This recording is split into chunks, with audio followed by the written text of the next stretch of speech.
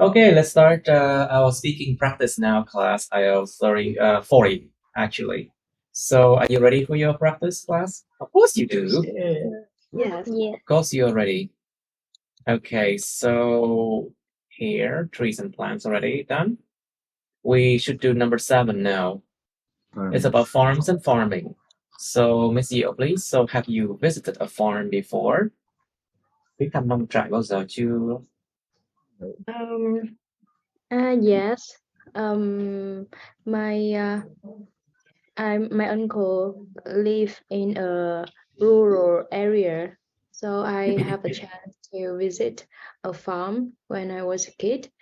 When I was a That child, cẩn thận, không dùng when I kid was a nè. child. Don't use the word kid, okay? Use children or child, okay?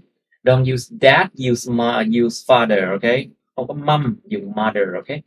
Không dùng chữ Yes. stuff, phải dùng chữ items or objects hoặc là things, okay? Because IELTS is formal, trịnh trọng nha mọi người. Không có gonna, wanna, phải là going to and want to, okay? Yes. Alright, let's try again. Have you visited a farm before? Yes, I think yes. My uncle lived in a rural area, so when I was a child, I have a chance to visit his. I had a chance. I I had had, a chance to I had the chance to visit his to farm. visit. Âm đầu nhé. To To visit. To visit. visit. I had a chance to visit him. I had a chance to visit his farm. It was a big farm with different animal, and the land is separated for different stuff. Wait, for different what? Stuff. Em quên mất từ đó, từ cây trồng đó này, plant. For different crops. Different type of crops. Những chủng loại cây trồng khác nhau. Different kind of crops. Different types of crop. Different type of crops. Okay. So, Miss Thuận, how about you? Have you visited a farm before? Oh, actually, I have visited a farm.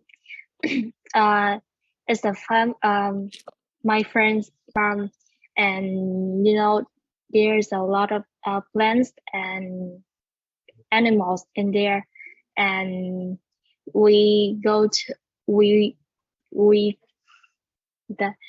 add a lot of fruit and chắc And hết rồi quá. Và giống như và có nhiều gia súc gia cầm cái and there are different types of cattle. So we have poultry. You know the word poultry? Poultry is gia cầm. So basically duck, chicken and duck, you know. So cattle are basically gia súc. So basically pigs, cow, what else? Sheep, something like that. Mấy cái nào bự bự đó là gia súc. Còn mấy cái nào nhỏ hơn gia cầm. So poultry is just ducks, chicken, goose, something like that. Cattle is like pigs, cows, sheep, you know. All right, so Miss Thuận, what can people do on a farm? Con người ta có thể làm được cái gì ở trong nông trại? People can raise the animals, raise the cattle, and plant trees. Cày đất là mình nói sao thầy? Plough. Cái cày là cái plough. So plough, kéo dài. Plough. It's cái cày. So they can plough. They can plough the land. Cày đất á, they can plough the land. Nhưng mà bây giờ không ai làm vậy đâu. I don't think anybody do that anymore. They use tractors. People use tractors. Những cái máy cày, we use tractor these days. We don't just, plough like the old time, we don't do it anymore.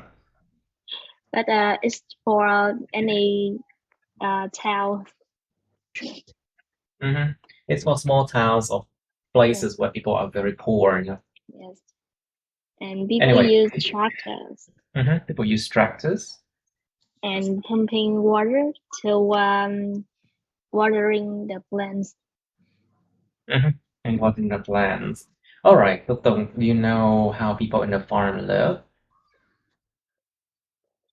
Khó quá bỏ qua. Deadline nhiều quá hơn về quê trồng cây. If you have too many deadlines, yeah, people often say that if you cannot take it anymore, chịu hết nổi rồi. If you cannot take it anymore, life in the city is so hard. You can go to the farm and then start being a farmer, you know. What do you think? Do you know how the people on the farm live, Mr. Tong? I think Yes, what do you think? maybe people want to have a fresh life. A fresh life. Fresh life, and they don't want to feel too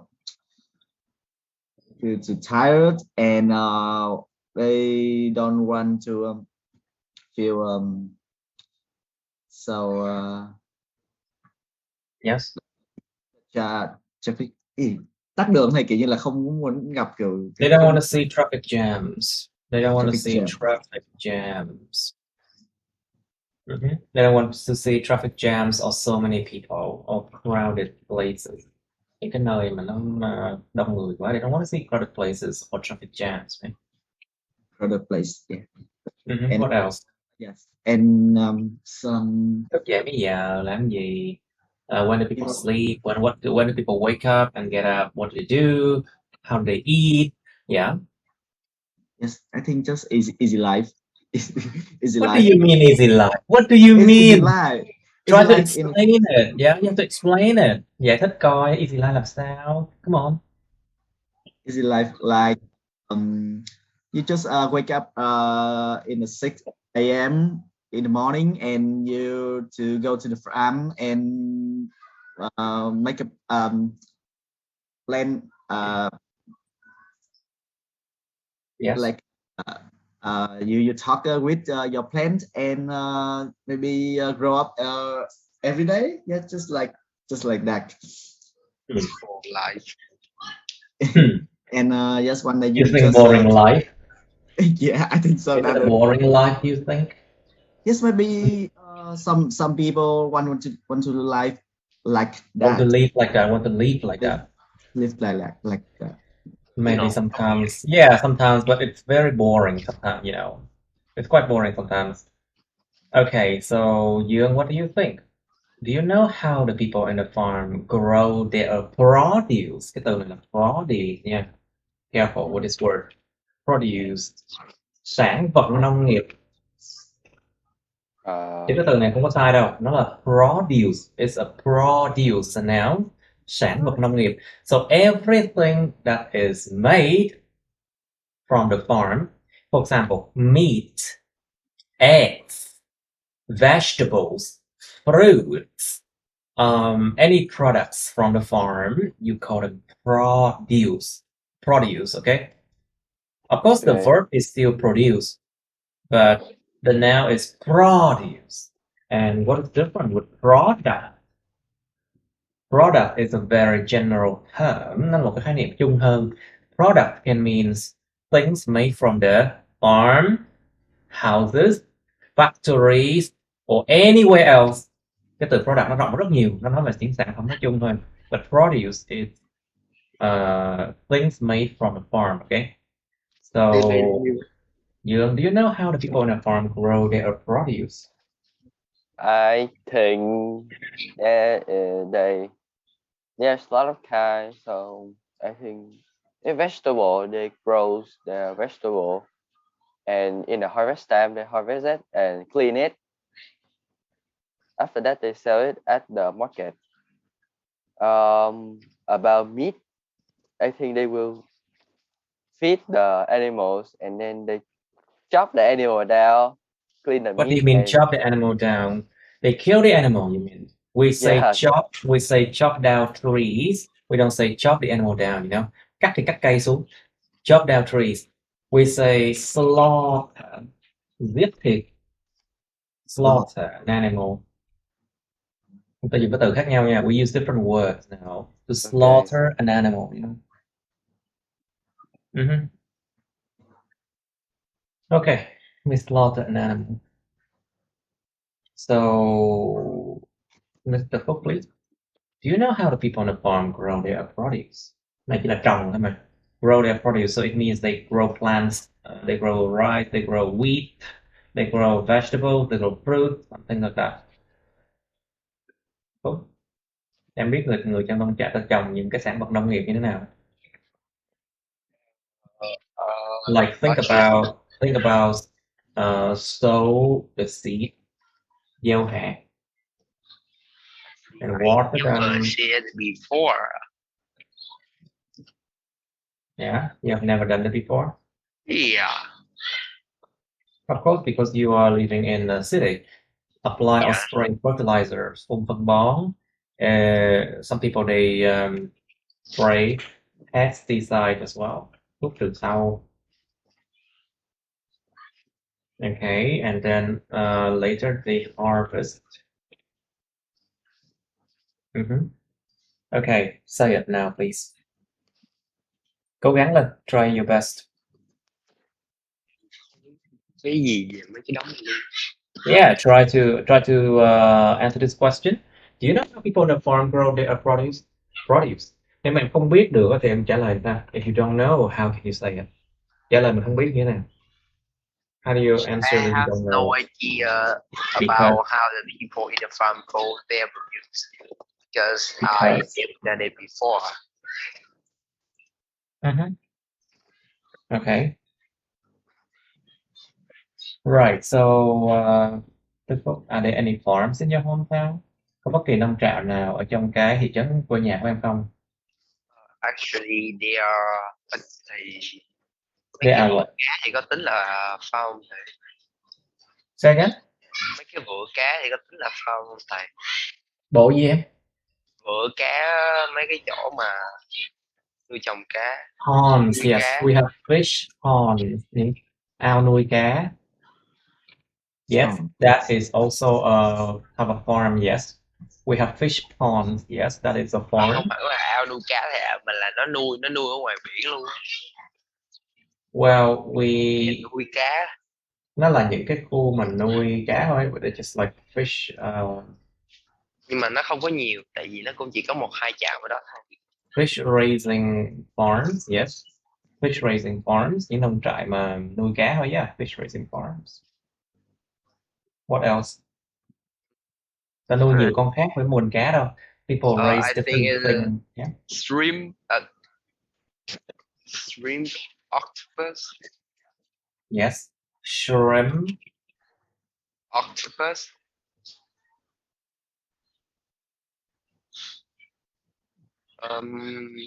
I think shrimp, octopus, and then other things, right? Yes. Nuôi hàu nữa, oyster. Shrimp, octopus, and oyster. Yeah.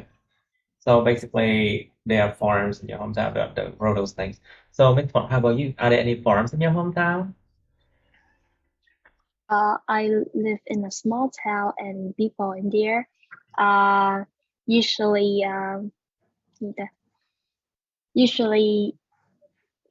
cái gì làm vườn hay là make do farm ở đây hay là sao vậy?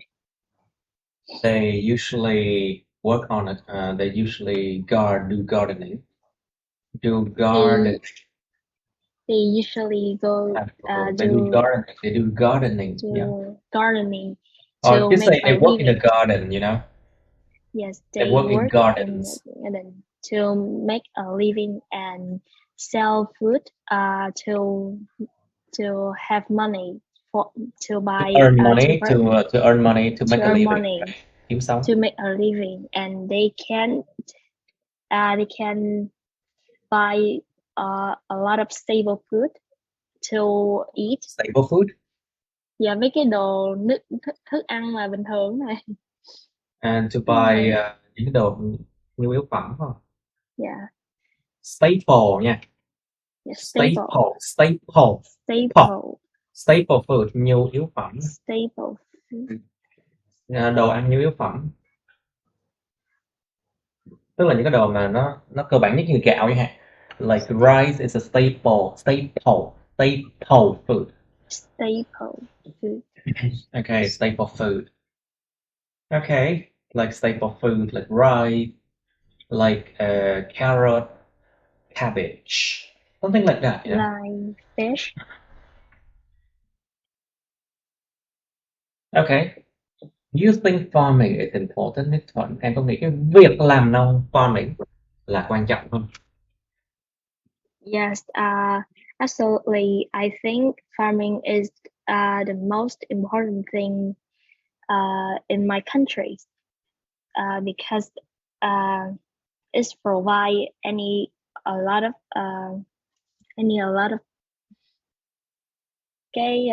Without farming, provision. people can have anything to eat, right? Yes. And the whole country could collapse. Nguyên cả đất nước nó sẽ sụp đổ, nó không đủ đồ ăn. Like this is called so basically farming ensures that the whole country is well fed. Được ai cho ăn no, is well fed. The whole country is well fed, and so they can work, and so they can work. Không ăn thì làm sao làm? Like without eating, people cannot work. Yeah, really. If you're hungry, you don't want to work. So, okay. So, Mr. Yu, would you Would you like to live in a farm? Why not? I think no, because it's quite dirty there, and yeah, it have a lot of dust. But beside that, I can have fresh air, not really noisy, and be nice with everyone. It's not really noisy. Tại vừa nói fresh air là danh từ. Mà tự nhiên qua cái tính từ được liền nó kỳ lắm. You just say fresh air, which is a noun. So you should say it's not very noisy there. After. Mình nói là so it's not really noisy danh there. từ rồi. Thì đằng sau đó mình muốn dùng tính từ, mình phải chuyển cái dạng. Ví dụ như là nó cũng không có ồn ào đó nữa chẳng hạn. Try again. Would you like to live in a farm? I think no, because right there it's really noisy, and but beside that I can breathe with the fresh air outside.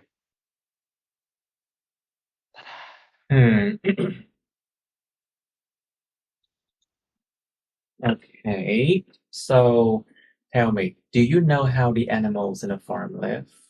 Em có biết những con động vật trong cái nông trại sống như nào không?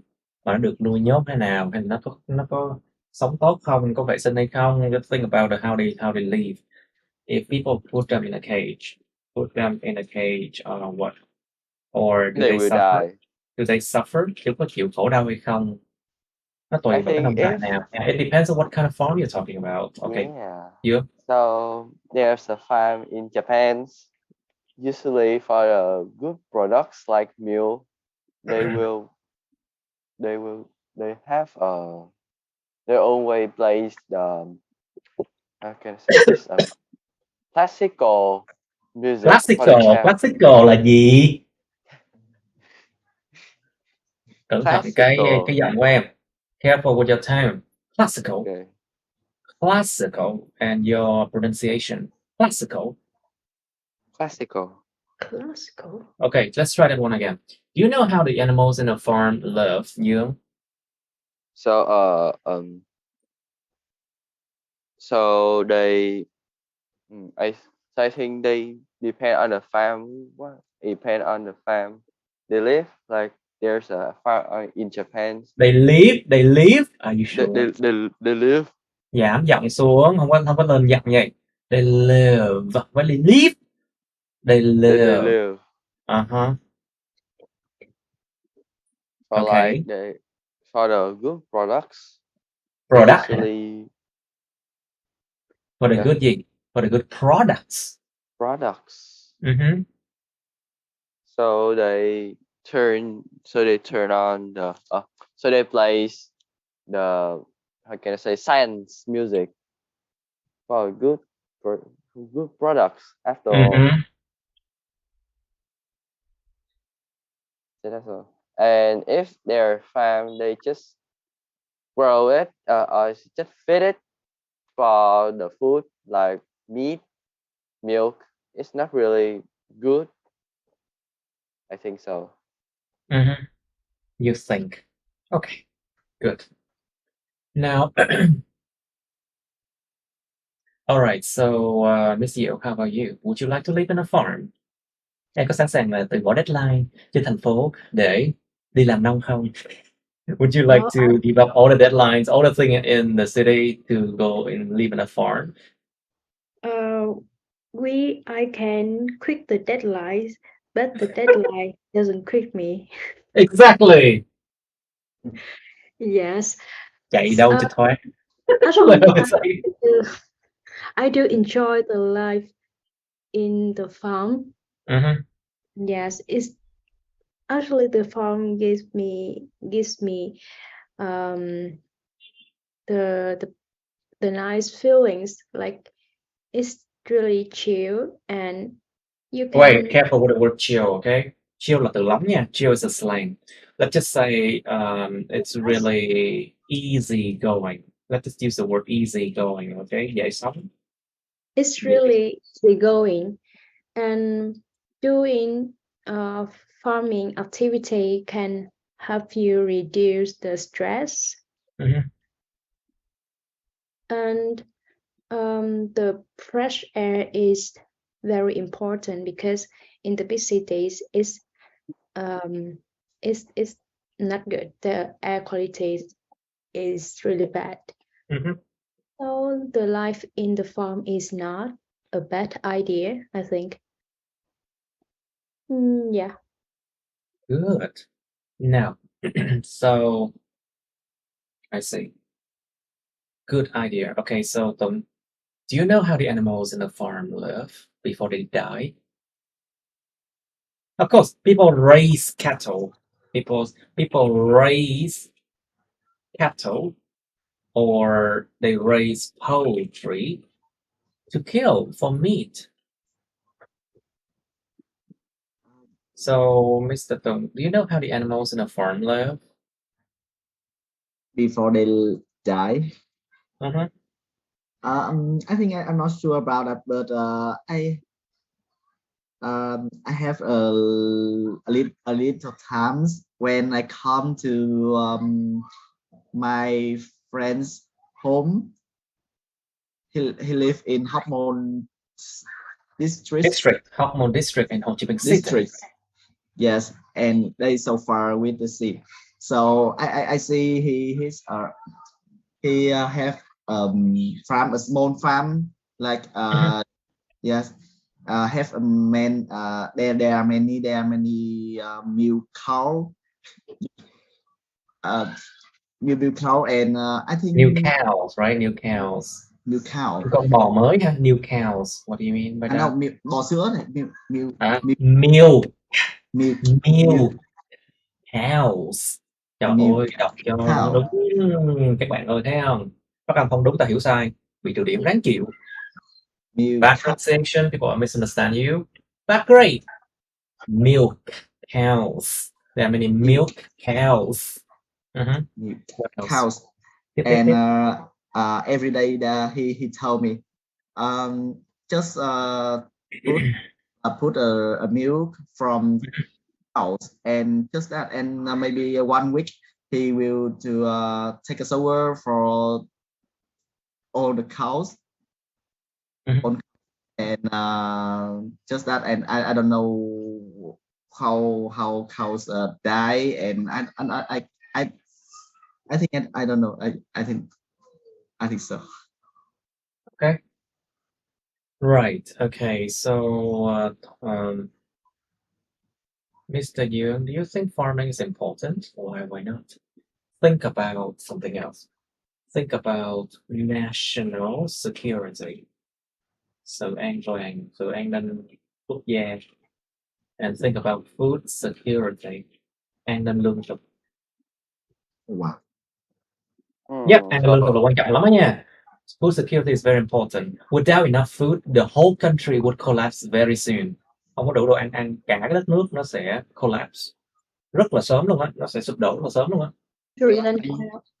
Đây như nó Sorry. liên quan đến xuất nhập khẩu đúng không? Lab là gì? Of course, it's related to import-export. Nó liên quan đến nhập khẩu xuất khẩu chứ. Of course, it's important. Nếu một đất nước, if a country export too much of their rice or their agricultural produce, sản vật nông nghiệp của nó, một đất nước xuất khẩu quá nhiều sản vật nông nghiệp của nó. If a country export too much agricultural produce, there's a risk. Nó có cái nguy cơ chứ, of course there's a risk. If there's a famine, if there's a famine, nạn đói, if there's a drought, nó gọi là hạn hán. If there's a drought going on. Sorry? Giống ở Sri Lanka. Exactly, like in Sri Lanka. Hoặc là lục lội. If there's a drought, floods or flooding, or if there's a famine, the people would suffer. Con người ta sẽ chịu khổ đau. People would suffer from starvation. Đói chết luôn á. And that is national. That's a food security problem. Nó là một vấn đề về an ninh lương thực. An ninh lương thực rất là quan trọng nha. You might think that these things may never happen, but actually it does happen. Những chuyện này nó có xảy ra nha, chứ không phải là những chuyện viển vông đâu nha. It does happen and it's very dangerous too. So, what else? Without enough food, can your army fight well? Không đủ đồ ăn thì cái quân đội có quánh nổi không? No. Of course they cannot. Without enough food, can the people work effectively? No. Can people work? They cannot, right? Yeah. Nó giống như là kiểu lay lắc dạy dập giống kiểu như ngày qua ngày, chứ không thể nào mà làm việc đàng hoàng được, lúc mà học hành đó. How about studying? Can students study effectively if they do not have enough to eat? No. They cannot, right? You know it. Yes, okay. Các bạn biết rõ ràng nhất, các bạn học sinh, you know it. If you are hungry, you cannot study well, right? yeah. There you go. So, do you think farming is important? Why not? I think yes, because it's a part of the country economic. I think. Economic what? Economic is adjective. And economic is an adjective, but the word you're talking about is economy. Okay. Tiếp. I think it's a part of a country economy, so it's really important, and it's help, and it's produce food, which is provides for the students for their future, for the food security. Like there are some people they do not eat not really much, and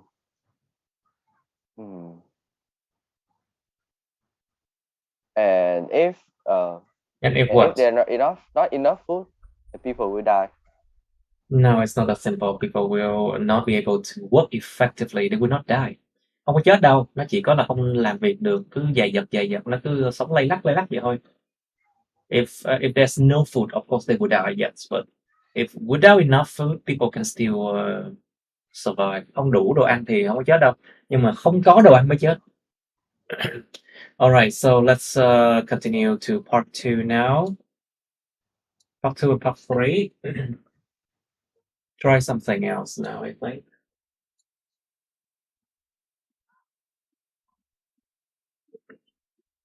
Okay, try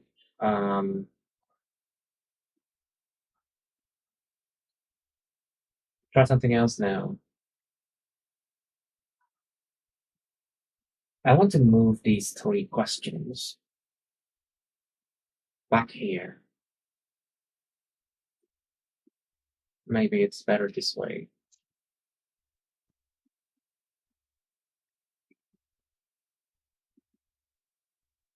Okay, I want to move 1 more questions back there. Okay.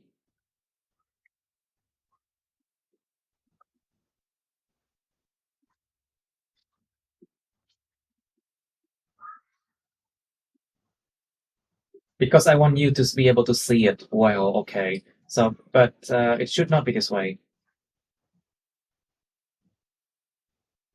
Nó có cái gì nhỉ? Okay, I can just press on yeah, this one. It works now. Okay, good. Okay, so let's do 47 now. Describe the kind of bag you want to own.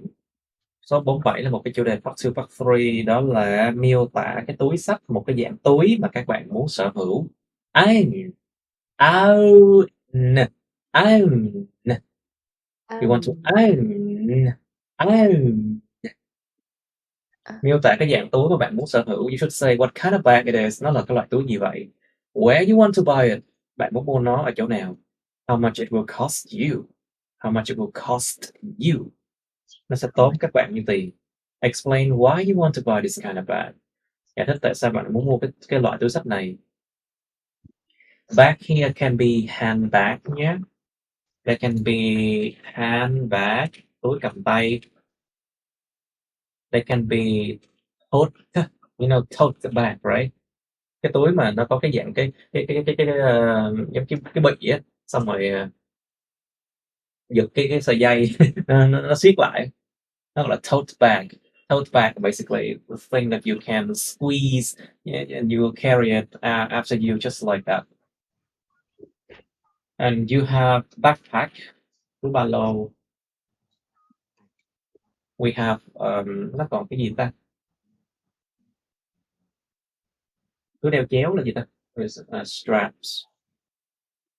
Strap là dây túi xách. The strap is basically a piece of thing from your bag to keep it. So the strap is something that you it's a string that you wear. Basically, it keeps your bag with you. Okay, so what kind of bag it is? Nó là loại túi xách gì vậy? Where you want to buy it? How much it will cost you? Explain why you want to buy this kind of bag. Okay. All right. So part 3 of bags and backpacks. Why do you think we men like to buy bags? Tại sao bạn nghĩ người phụ nữ lại thích mua túi xách?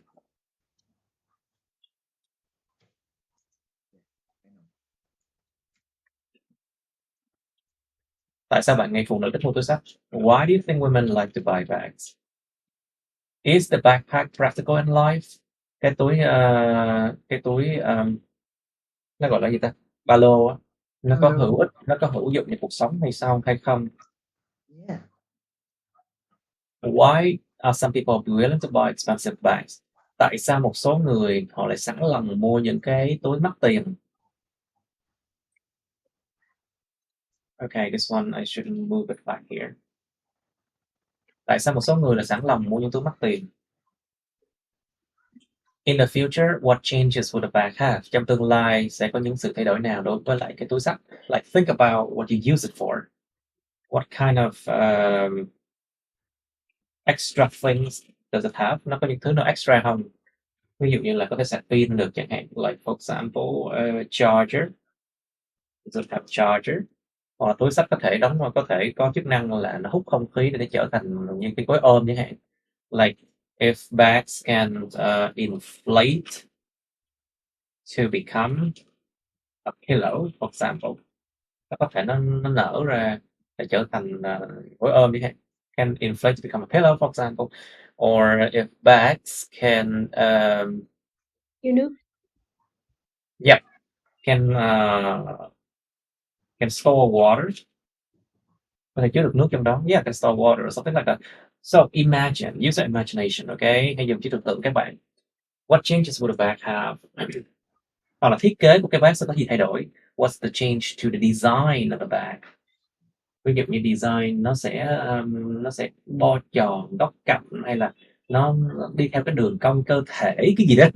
Like if the design will be more economic, you know, more ergonomic, right? Công thái học, có tính công thái học tốt hơn, tức là nó bo tròn theo cái đường cong cơ thể. So like ergonomic means like it's the design of the bag will go alongside with your shoulder and your back, something like that, and it's very comfortable. It's very comfortable to wear, for example. Or something like that. Có thể cái màu sắc, hoặc là nó sẽ có công dụng là ban đêm thì nó có thể phản quang chẳng hạn. Like it can reflect light at night, for example, something like that.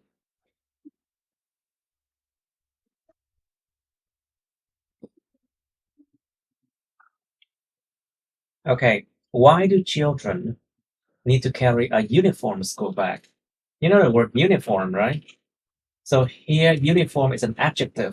Nó có nghĩa là đồng nhất. A uniform school bag is an adjective. Một chiếc ba lô đến trường đồng nhất. Tại sao trẻ nhỏ lại phải mang những chiếc ba lô đến trường nhìn y chang nhau, đồng nhất? Why do children need to carry a uniform school bag? Which means every child will look the same. And what does it do? Và cái điều này nó ủng hộ cái điều gì? Nó giúp cho cái điều gì? What does it promote? What does it do? You know? Okay. Think about this one. Why do women like to buy bags? Tại sao phụ nữ thích mua túi xách? Thời trang. Well, it's because of fashion, yes, of course. Bạn nào đọc là fashion là không được nha. Là fashion. And we have the word fashionable, mang tính thời trang cao. And think about nó cũng là một trong một dụng, nó show được cái địa vị xã hội đó. It's also an object to show social status. Nó show địa vị xã hội. It acts as a decoration as well. Một cái sự trang trí nữa. Nó nằm như là một phần của trang phục. It can be a good part of your outfit. Trang phục mặc bên ngoài của mình. Yeah, can be a good part of your outfit. Nhưng mà không lý giải được tại sao phụ nữ thích mua túi hơn đàn ông. It doesn't explain why women like to buy bags more than men.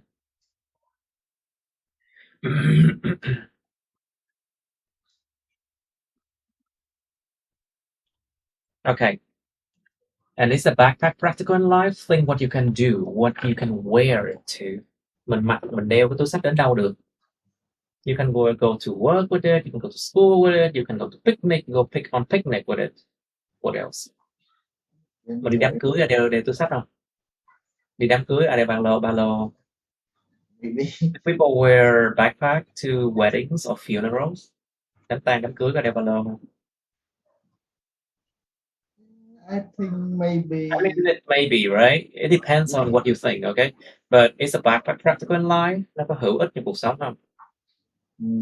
Can it carry a lot of things? Có mang được nhiều thứ không? Yes. Can carry a lot of things, objects, items. Và nó có gọi là nó có thoải mái hay không? Nó có hữu ích, nó có thực sự là hữu ích hay không? Hay là nó chỉ là nặng mình thôi? Some people they use their backpacks as weights, you know, những quả nặng để tập tạ.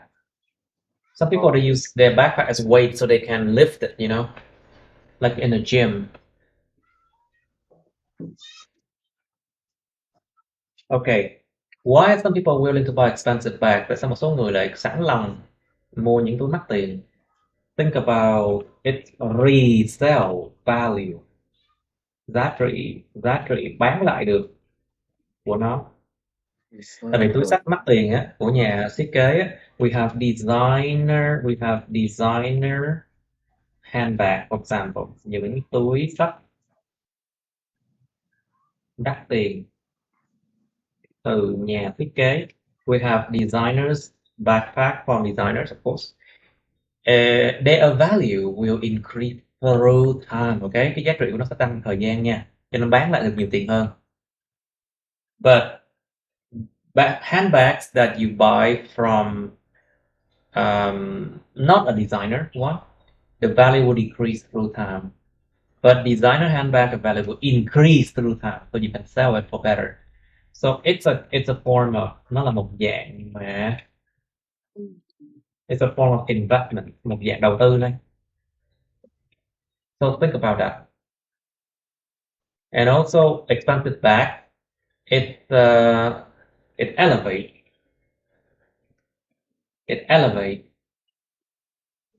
là nâng lên, it elevate the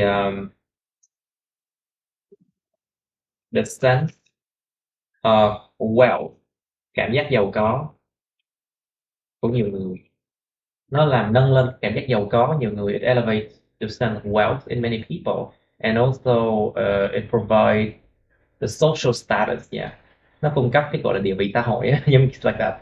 Or some people think that buying iPhone, you know, it gives you the social status. Một số người họ lại nghĩ là mua điện thoại iPhone chẳng hạn là có được cái địa vị xã hội tốt chẳng hạn, không biết đó. Hoặc một số người nghĩ rằng cho con học piano được là mình có khả năng là mình là có cũng có địa vị tốt xã hội. Some people they say that sending their children to teachers, piano teachers, and learn piano, know how to play the piano, they have a good social standing or social status, kiểu đứng xã hội á, social standing hoặc là địa vị xã hội. So the same thing can be said for buying expensive bags, I think. Hay là mua bất kỳ cái gì mắc tiền. If you buy anything expensive, people will think like, this person must have money and a good social standing. Cái người này phải có chữ xã hội. Rich boy. Rich boy, rich girl, something like that, you know. What else? You have any idea? Còn ý tưởng nào khác mọi người? I think maybe it's build brand, xây dựng thương hiệu bản thân này. Yes, it's part of building personal image. Image nha. Tôi nhận tên là bản thân á. It's part of building personal image. Exactly. If you look good and you use good things, good items, people will trust you more, right? Còn người ta sẽ tôn trọng, người ta tin mình hơn nếu mà mình có cái hình ảnh bản thân tốt chẳng hạn, mình xài đồ tốt thôi, cái này là. So it's part of an investment, nó là một cái phần của cái sự đầu tư thôi, cho hình ảnh bản thân thôi. Alright, you have 2 minutes, class. Okay, I think there are a lot of things, but I think we are ready now. Let's check this word out. Faux letter, I think. Faux. Faux letter, yeah, faux letter. Faux letter. Not real, but made to look to seem real. Không phải đồ thiệt đâu, nhưng mà làm cho nhìn nó giống thiệt thôi. Faux letter. Alright, you ready now, class? Yes. Okay, good. Miss Yeo, can you start first? Can you describe the kind of bag you want to own? Own. It's kind of bag you want to own.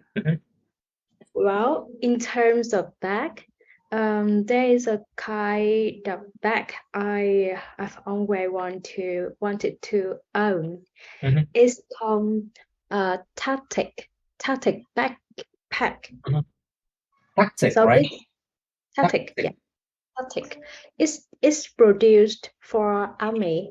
So from the ergonomy size is perfect, very comfortable to wear, and besides it can carry a lot of things when you go for outdoor activities such as trekking or hiking. you can carry a lot. The reason I haven't owned it now is it's really Because of the expensive. price. Yes, it's really expensive and it's not available in Vietnam. No, it's Oh. really it's available, but it's difficult for you to buy it. So I think the cheapest one cost 3 or 4 millions Vietnam dong, but you have to order it by on an online website, foreign online website. So I think it's difficult, but I hope I can have it in the future because it's very Very. very good. It's a good item to have. Very useful. It's a very useful item to have. Nó là một cái vật dụng rất hữu. It's a very useful item to have. Nó là một cái vật dụng rất hữu ích để mà có. Yeah, very good. Now, Mr. Phúc, please describe the kind of bag you want to own, can you? Okay. It's just actually I want to buy it for a long time ago. It's just like a normal bag, but I can bring it when I go to school or when I go School. And when I go to school. And or when I hang out with my friend.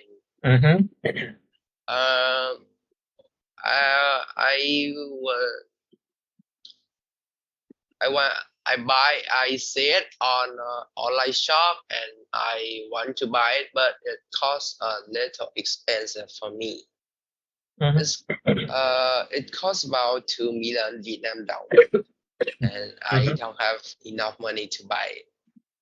I want to buy it because this makes me more high fashionate, and all my friends, it's make me what? high fashion. Fashion. High fashion. Tự là A kéo dài nha. That word is fashion. Fashion. And all my friends have one. Oh, đua đòi quá vậy. No, not all. Just maybe You not just want all. to have it because your friends have it. Oh wow. No, I see it first and I tell it to my friend. Oh, that's why. I see. Sorry, I misjudged you. Đánh giá sai. Okay. Is that all? Yeah. Okay, good. Now, Mr. Tom, please describe this kind of bag you want to own. Can you? Yeah, actually, I want to own a big bag, like a backpack, and I want to use I use when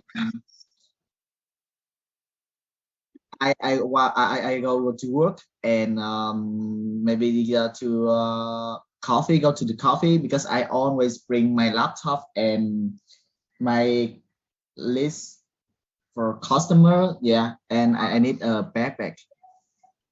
And I think this cost I will buy this just 1 million or maybe just 500,000 dong. Yeah. Because I don't want to something so expensive, just easy to use and can bring to everywhere. Yeah, Can bring it everywhere. I see. Okay, it's a good idea to have. Okay, Miss Thornton, please. Describe the kind of bag you want to own, please. When it comes to the kind of bag I want to own, it's definitely casual backpack. Yeah, casual backpack. This roughly because I just need I just want I just want casual backpack because it's easy to bring book and to travel anywhere and to carry a lot of items. And the color of this backpack is blue, and this is my favorite color. And there's a lot of compartment. I find it easy for me to store the money, and it's cost about 500,000 down. So that's the reason why I want to purchase that kind of bag.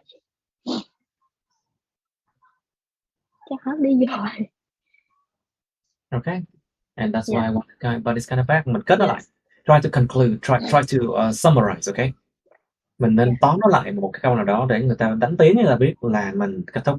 Try to summarize it so you let them know, you notify people that you are you ends there, okay? Okay, good. Now, Mr. Young, please, your turn. Okay, so I dream about a really big bag that I can carry all of my books and my laptops. But so there's a bag. Online, I don't remember its name because it's for a long time ago. So I really want to buy it because I can carry my old items, and it's big, so I can put my really big laptops in there. And if it's easy to carry, I will buy it too. So and I think it costs about $1 million down. And Just $1 million? Yeah. Just $1 million, chỉ có 1 triệu thôi sao? Yeah, but at that time, I still cannot buy that bag because you are poor student. My parents don't allow me to buy it. So Didn't allow me. Didn't allow me. So, what else? And I want to buy it because at that time I have to learn a lot and have to bring a lot of books, and my bag's too small for it. So that's why I really want it. That's all. Okay, good. Okay, I'm dying. Okay, Miss Yeo, so why do you think women like to buy bags? You are women, of course, you will be able to answer this question, right? Well, I think there are many reasons for women to buy bags. Women to buy bags. But the most popular reason is for fashionable. Well, women like to have multiple bags because they have many. They have different purpose for each one. So in different occasions, you have different bags, and for some of them, the best is it's like their identity. Nhân dạng đấy, nó nói mình là ai. It tells you it's your identity. It defines who they are. So that's the reason they buy a lot of bags, I think. And what else? Well, Okay, I think think about nhiều người ta thích mua tại vì cái cảm giác là có đồ mới này.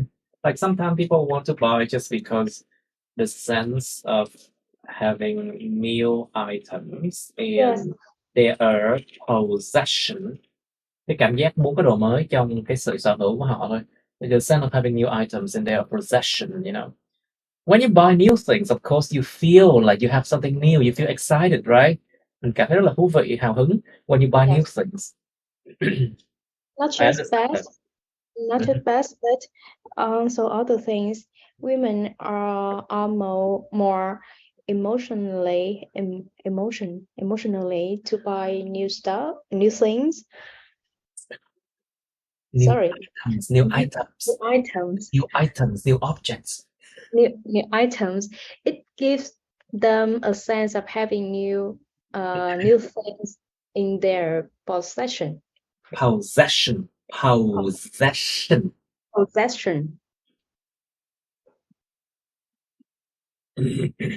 What else then? What else nữa hả? Okay, good now. Thank you. Okay, so Dương, is the backpack practical in life? What do you think? I think yes, because it helped me brings a lot of books and items, or maybe another person will be a laptops. There's all importance. Let's say importance good, and it's easy to bring too because just put on your bag and you can go anywhere.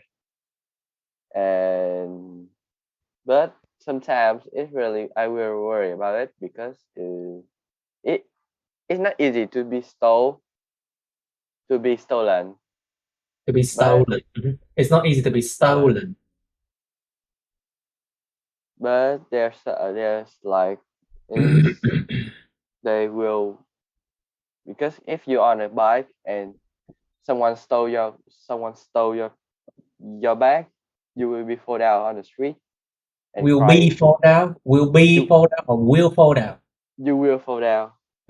Phải dùng dạng chủ động mới đúng. You must use the active form. You will fall down on the street.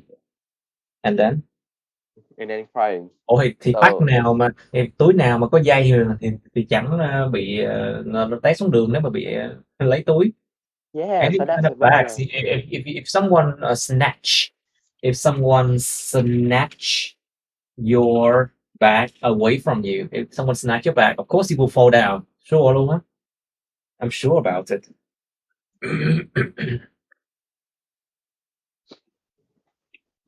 Okay. All right. So, Miss Thuận, what do you think? What is the backpack practical in life? I don't know about other people, but personally, I think that is practical in life because I have to bring a lot of books to go to school for study, and I find it's useful for me to carry and carry a book and water uh, and And and how about self-defense? Để tự vệ thì sao? yeah no I think it's hard because I bring a lot of money In in those it, bags, right? so in those bags, so when I've been robbed, I easily to be a victim. So be what? To be what? To be To be addicted. a A victim, victim. A nạn nhân. victim. Yes. Yes. À, ok. Trời ơi, hồi còn nhỏ, hồi xưa nhớ tụi nó hay lấy cặp đập nhau. Well, when I was younger, a lot Nó of cầm cặp nó students giống này à. they often hide away each other's backpack, and they often use the backpack to hit each other. You know, violence in the school. Bây giờ giấu cặp Bạo không lực còn trong chơi. trường học. Không Well, a lot of things happen. Of course, a lot of things happen in schools. Đương nhiên thứ gì chẳng xảy ra trong trường học được. Also bullying. Bullying as well, of course. Bắt nạt. All right. Then, Phúc, tell us, please, why are some people willing to buy expensive bags? Because maybe I think is depend. Maybe I think they like to be more fashion Wait, Fashion. affection, more affection? What do you mean? More plus fashion. adjective. Fashion. Mm. Fashion. Fashionable. Fashionable. But to They be like more to be fashionable. more more fashionable. Fashionable. And also they have a lot of money. They are rich people. And you How do wanna you know improve what? that? Là theo cải thiện cách nói đó. If they have the finance to purchase, if they have the finance to purchase it, có đủ tài chính để mua nó chẳng hạn, hoặc là to have the finance to be able to afford it, có thể chi trả được cho nó, có khả năng tài chính có thể chi trả được cho nó. Thay vì nói là họ có đủ hoặc có nhiều tiền quá để mà họ mua được, thì làm thế nào để nói nó sang mồm hơn, nó sang miệng hơn, nó nghe formal hơn. How do you say formally? To say they have the finance to purchase it, to be able to afford it, you know? Chứ không lẽ bây giờ ngày sau này em đi làm việc, em dùng cái cách nói đó em nói chuyện người ta không được nha. If you are working now, you cannot talk like that. Em không thể nói là nếu mà anh chị có đủ tiền anh chị cứ mua đi. Thay vào đó em có thể nói là nếu anh chị có đủ tài chính, khả năng tài chính để có thể chi trả cho việc đầu tư này. Nghe nó sang miệng hơn không? Nó êm hơn. Nghe nó êm hơn hẳn luôn á. If you say that if you have the financial condition, if you had the finance to be able to afford it, you should invest in it, you know? Thay vì nói là if you have enough money, you buy it now or not, get out of my store. Something like that, you know? Don't, the way you say it matters a lot. Cái cách em nói á, nó rất là quan trọng nha, nó matter nha. Okay, let's try again. Try the last sentence again. Thử cái câu cuối lại đi.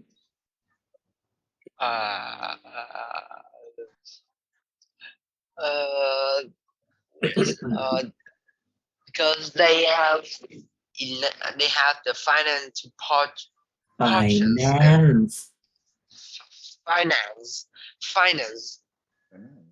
Những âm hai. Finance.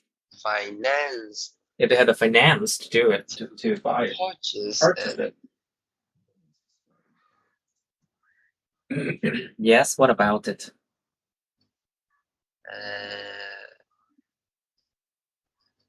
Because they have finance to purchase it. They earn a lot of money. Now, if they have the financial ability or they have the finance to do it, then nó có be lot of money hoài. Trời ơi, muốn điểm tốt mà cứ lot of money hoài. Trời ơi. Try again.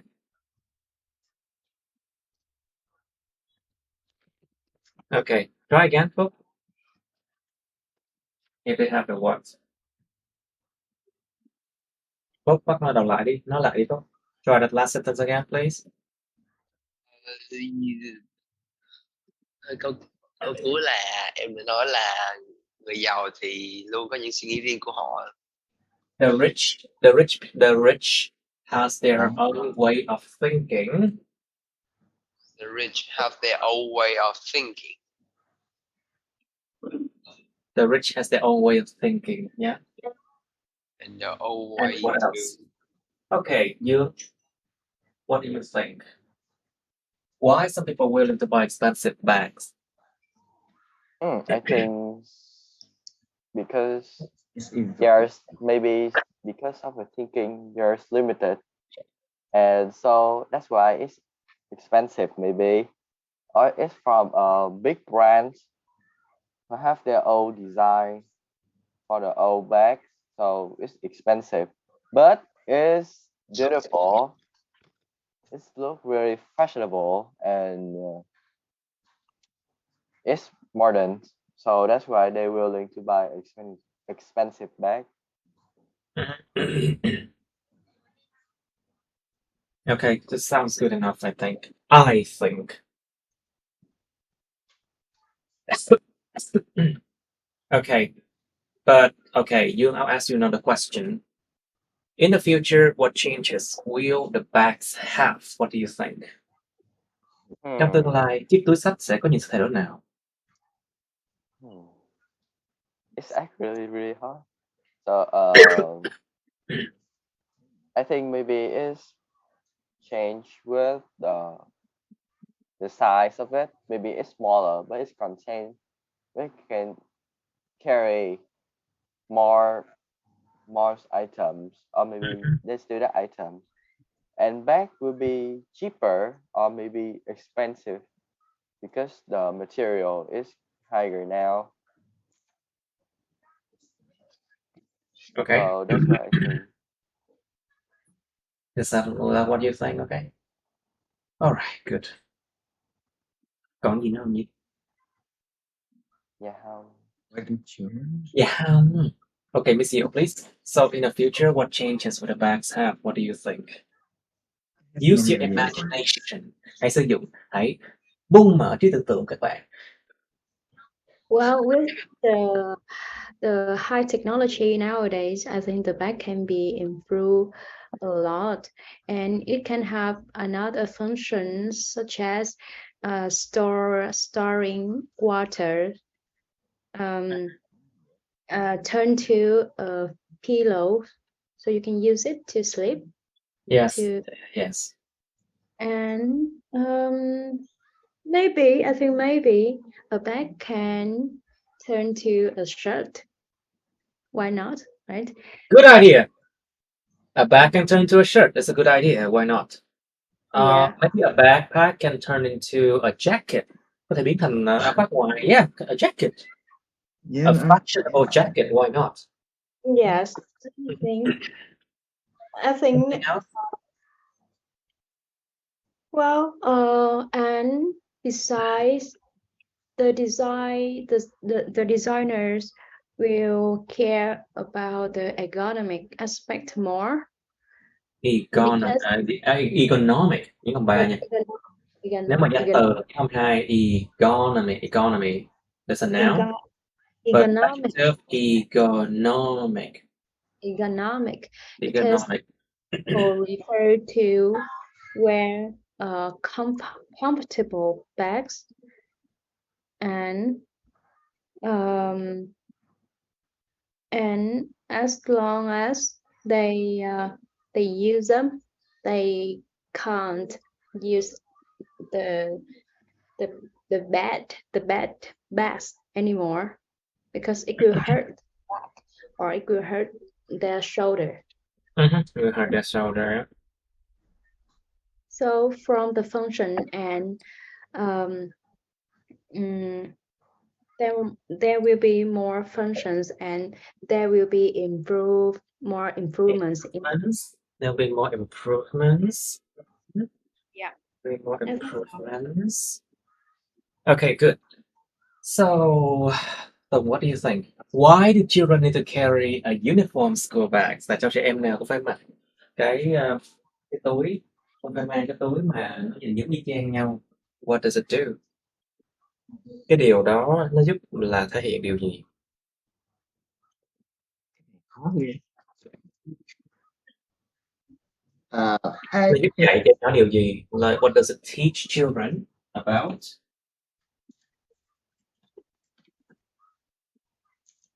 I think children will learn about and to set up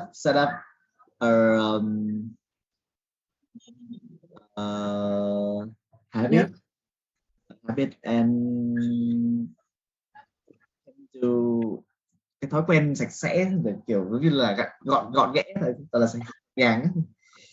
Tự nhiên giống nhau, túi xách giống nhau, là dạy trẻ em theo thói quen sạch sẽ, nghe nó không hợp lý. It doesn't sound logical, because if you have a uniform school bag, why does it teach children to be clean and tidy? Why does it do it? Sorry. No, it doesn't make sense. Nghe không có make sense. Em hiểu sai ý. Uniform school bag ở đây là gì? Cái túi nào cũng y chang nhau. Thì nó dạy cho nhỏ gì? If the school bag of everyone look the same, why? Yeah. Giống nhau thì vì sao? Nó dạy trẻ nhỏ được rằng ai cũng bình đẳng. It teaches equality, sự bình đẳng.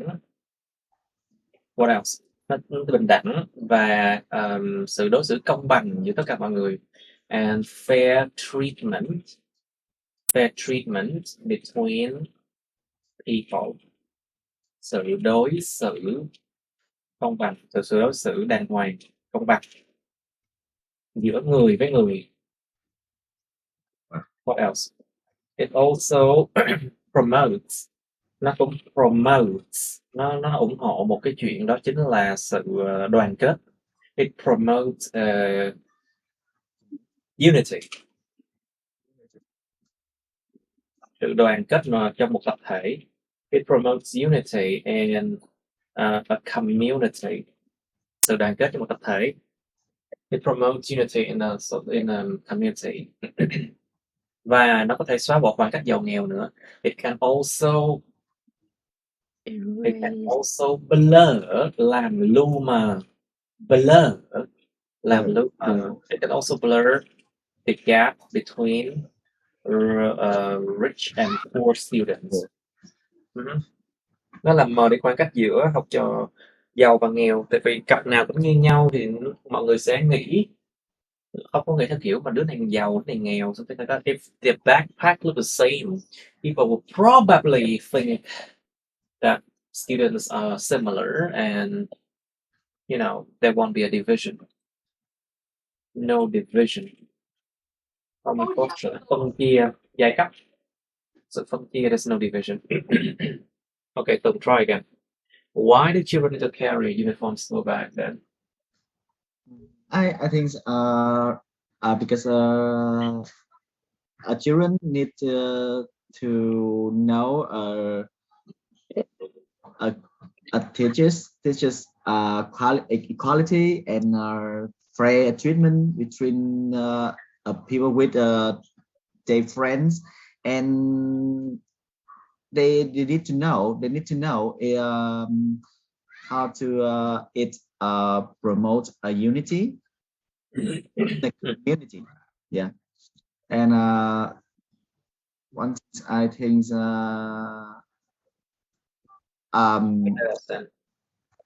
when they play together, and I think not to phân biệt là they would not differentiate. There was not của chữ different á, động từ chữ different á, to differentiate between. Nó không phân biệt giữa người giàu người. They won't differentiate between being rich or being poor. Yeah. Hay là differentiate between IELTS 6 and IELTS 7. Okay, just joking. Okay, now, so Miss Yu, why do children need to carry a uniform school bag? What do you think? Well, I think the reason that children need to carry uniform school bag is they will see there's no difference in their uniform, so it promotes the unity in a community. And because there's no difference, it can also blur the gap between rich and poor students. Nó dẫn điều gì? What does it lead to? Đỡ mặc cảm. And it leads to cái sự hòa đồng nhiều hơn, more assimilation. Hòa đồng nhiều hơn, better assimilation between groups of students. Nó dẫn đến cái sự mà hòa đồng tốt hơn giữa những nhóm học sinh với nhau. Chứ phải chia nhóm ra, băng giàu, băng nghèo, băng học giỏi, băng học dở, băng học trung bình. You know, it's basically better assimilation. Yeah, there would be better assimilation between groups of students. What else then? And from the economic aspect, I think if you say Economic aspect. if you say more money, because the parents, they don't need to buy different kind of school bag. I suppose that the uniform school bag is provided by the school. I don't think so. Every student have to buy it. It's not provided by the school. Thường là túi xách, thường là cặp ba lô đó là không phải trường cho đâu, phải mua đấy. Đã được tặng mà thầy. Oh, you are given. Dạ vâng. Remember, nothing good comes for free. Yeah. Anyway. Well, at least the parents won't waste time to select a school bag for their children. I think that's one good way to think about it. Okay, very good. Let's move on to where's 49. Okay, let's do this one, 49. Describe a loving person that you know.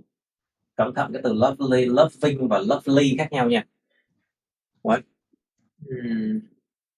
Mr. Phúc said that he just received one bag from the school, and then if someone step on it, the straps will break down. Thôi cái quay đeo luôn. Strap break down. Okay. So we have the word. Dẫm lên cái hư luôn. Fine. Now can you let me continue? Yeah. Now lovely là dễ thương. But the word loving là hay thể hiện tình cảm với người khác. So these two are different in meaning. Lovely means the person themselves is lovely. Bản chất cái người đó lovely là dễ thương. But loving means they show love to other people. Loving là thể hiện họ hay động thể hiện tình cảm người khác. Like for example, parents are often loving because they show the love to their children, right? But their children can be lovely, but they can be not lovely. It depends. Cha mẹ đương nhiên muốn thể hiện tình cảm với lại đứa con, chẳng hạn đó là người ta sẽ loving. Còn cái đứa con thì có thể lovely hay không tùy, có dễ thương hay không tùy. Nhớ nha, loving hay thể hiện tình cảm với người khác, còn lovely là bản chất nó dễ thương. Okay, describe a loving person you know. It means describe a person who often show the love to other people. Miêu tả một cái người mà hay thể hiện tình cảm với người khác. You should say who this person is. Người này là ai vậy? How long you have known this person? Bạn biết người này nhiêu lâu rồi? Why is this person loving? Tại sao cái người này lại hay thể hiện tình cảm với người khác? How do you like this person? Bạn thích người này hay không? Okay, you have 2 minutes. Okay, let's do it now. Mr. Tung, you first. Describe a loving person that you know. Careful. Miêu tả một người hay thể hiện tình cảm dễ thương đối với người khác.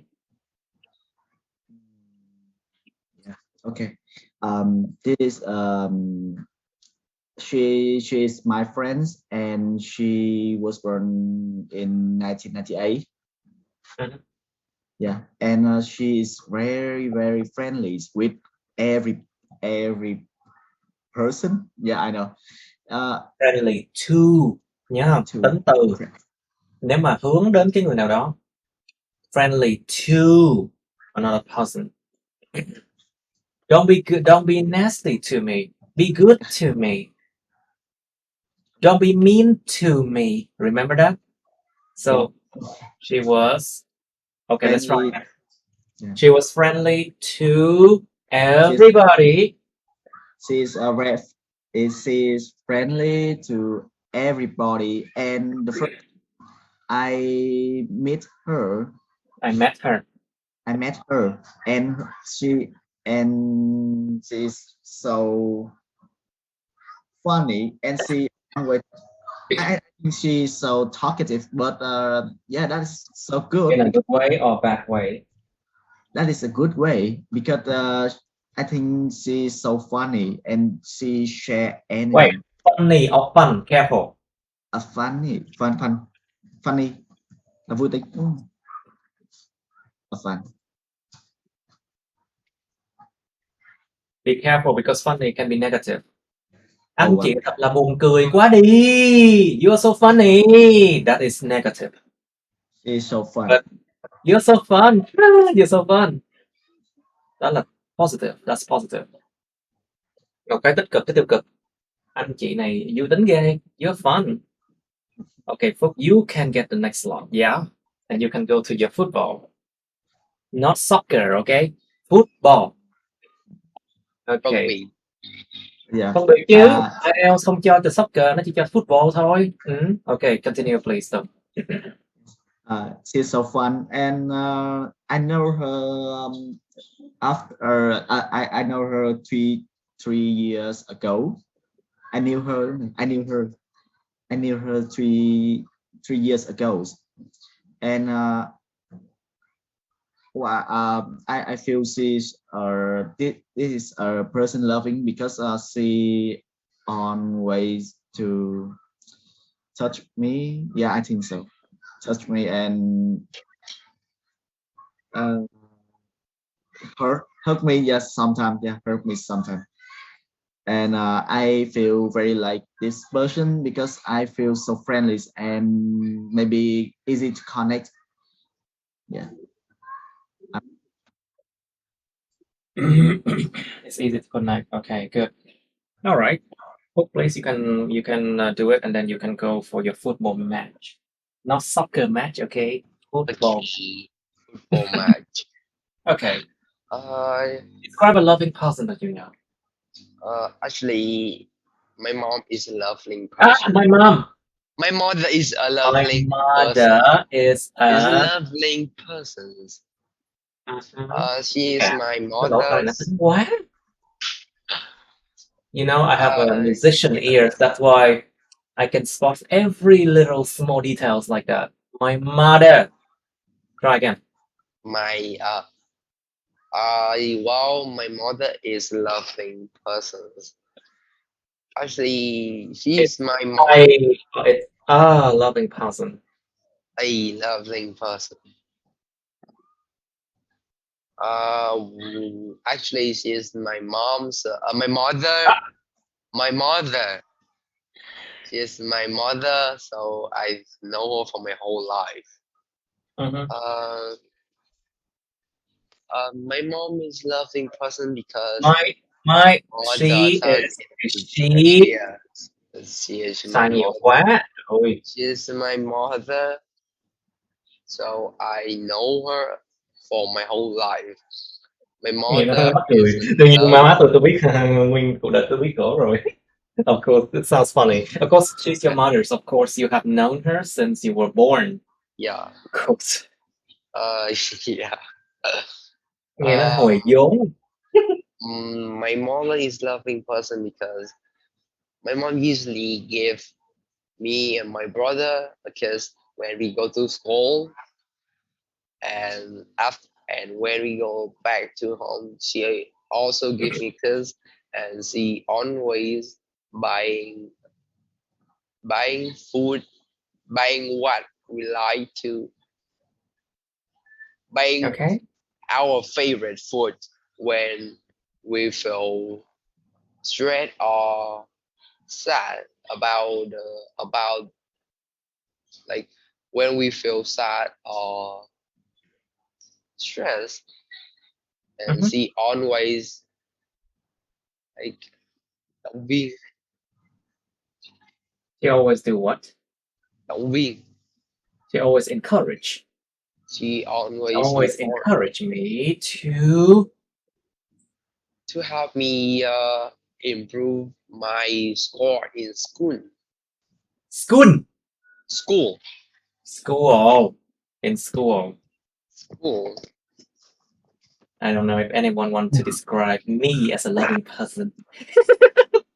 Okay. How do you like this person? How do you like this person? Quickly. Câu cuối này em không hiểu. Bạn thích cái người này như thế nào? Like, for example, if you like her. Yeah. Because sometimes people are loving but other people do not like them. Nhiều khi con người ta thể hiện ra cái tình cảm nhưng mà nhiều người không thích họ. I think my mother is a friendly person, so all of my friends and my teachers like her, extremely like her. Extremely like her. Like her a lot. Like her a People lot. like her a lot. Con người ta thích cổ rất nhiều. Yeah, like her a People lot. like her a lot. A lot. Cái này là cái lỗi giống kiểu very like. Very like. Very like. Like her a lot. Okay. Cái lỗi này giống cái very like. Chết nha. Okay. Who next? Miss Thuận ơi. Can you describe a loving cousin that you know? I don't know if anyone wants to describe Mr. John. The person that I'm going to talk about is my mother. I know her since I was born. Actually, my mother as often show loving. She's always makes me feel comfortable. And comfortable when she's next to me. She's always listen to me and encourage me. Encourage me when I get a bad thing. When something bad happened to me. When something happened to me. Bye, Phúc. When something happened to me, and I love the way she showing with me. She's make me feel warm. To show someone something. Show ai đó cái gì đó. I love the way she showed me. I love the way she showed me loving. She's make me feel I warm. love the way she showed me love. I love the way she showed me love. She's always make me feel warm and have a sense of family. Wait, a sense of what? Family, cảm giác gia đình đó thầy.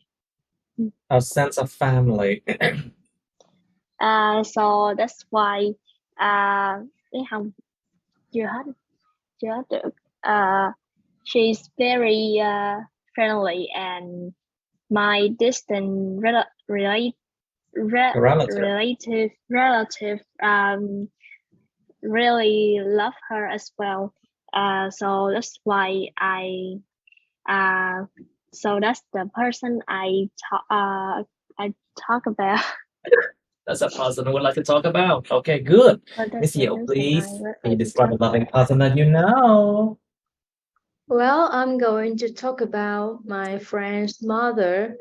She is. Okay. Why is always about mother? How about daddies? How about father? How about other man? Well, maybe because women is related to love, I think. Oh, you mean that. I see.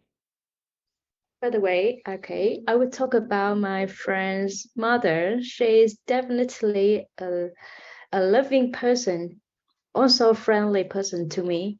Well, I know her since I was in high school because I and my friends in the same class in high school. Were in the same class.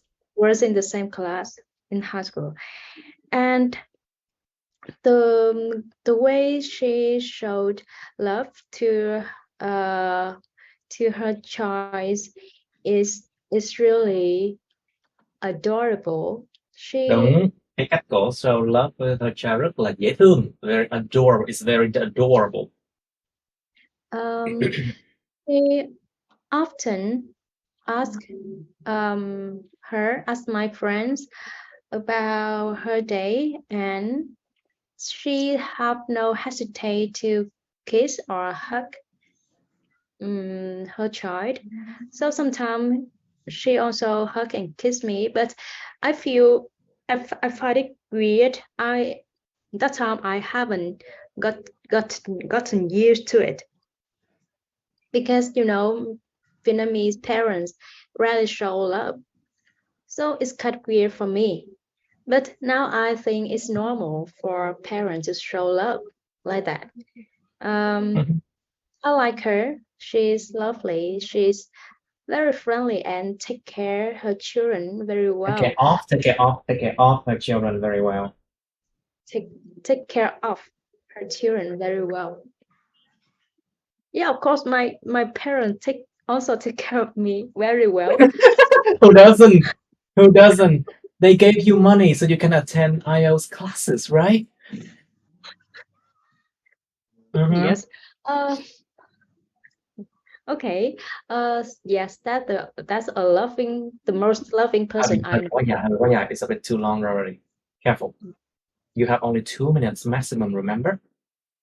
So say all the point you should say and then stop. Don't say more, okay? Because this is not part 3, okay? Part 2 có 2 phút thôi nha. Chỉ nói đủ những cái you should say thôi, okay? Now, who else then? Hình như Dương chưa, phải không? Yeah. Yeah, I remember. Okay. My wait, you are my nephew, right? Yes. My nephew, cháu trai của tôi. You can describe a loving person that you know. Okay, Sometimes I forgot that Mr. Yu is my nephew. Sorry. The sad thing. The sad truth. Ain't that the truth? Yeah. Describe a loving person that you know, please. So, here's my friends. My friends from another part of the world. So, I know she from the grade 10 when we start learning from the same class.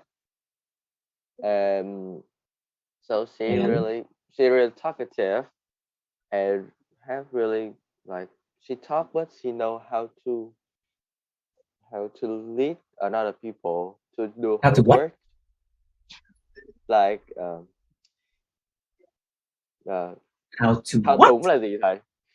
Thao túng tức là dùng cái bàn tay giống kiểu mà nó giống như là điều khiển người ta. Bàn tay là gì? Manus, bàn tay. Manipulate. So the word is to manipulate people.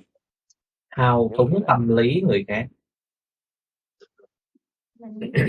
Thao túng kiểm soát người khác. Manipulate people. Can manipulate other people to give their own information. So usually, and that's why everyone will loving her because he know how to use that. But manipulate is a bad word, remember? Thao túng một cái điều xấu mà. Nhưng mà thấy it's a bad thing. You have to understand that manipulate people are basically a bad thing, a bad trait. Một tính trạng xấu, một tính chất xấu một người. There's nothing good about it. Chẳng có gì tốt đẹp về chuyện đó cả.